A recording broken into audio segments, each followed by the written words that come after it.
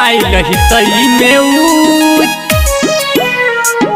4 दिन खातिर हमके चूना लगा के गइल।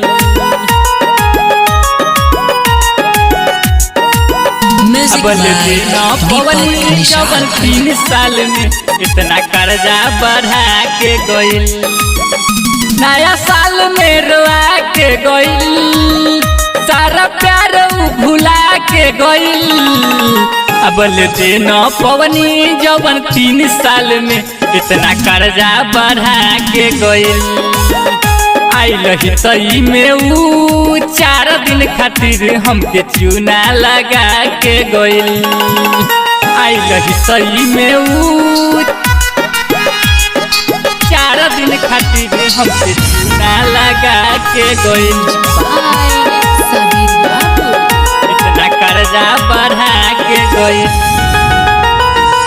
सारा धन लूट ले सुन हमर भाई, बाबू के चोर घर पिटतिया माई, बाबू के चोर घर पिटतिया माई।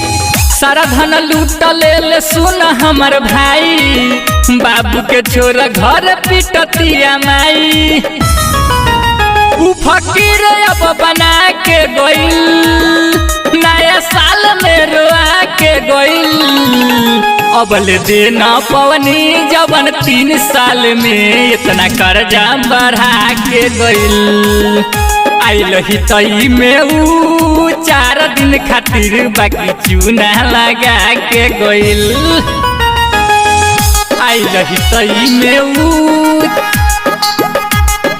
4 दिन खातिर हमके चूना लगा के गइल।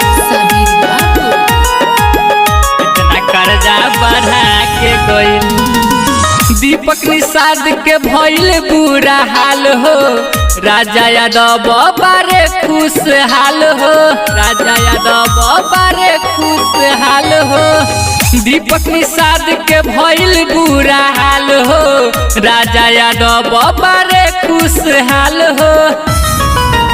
नाच ऐसन नचा के गइल, नया साल में रोआ के गइल। अबले दिन पवनी जवन 3 साल में इतना कर्जा बढ़ा के गइल। आई रही तई में ऊ 4 दिन खातिर हमके चूना लगा के गइल। Recording by Nishad recording studio Muzaffarpur.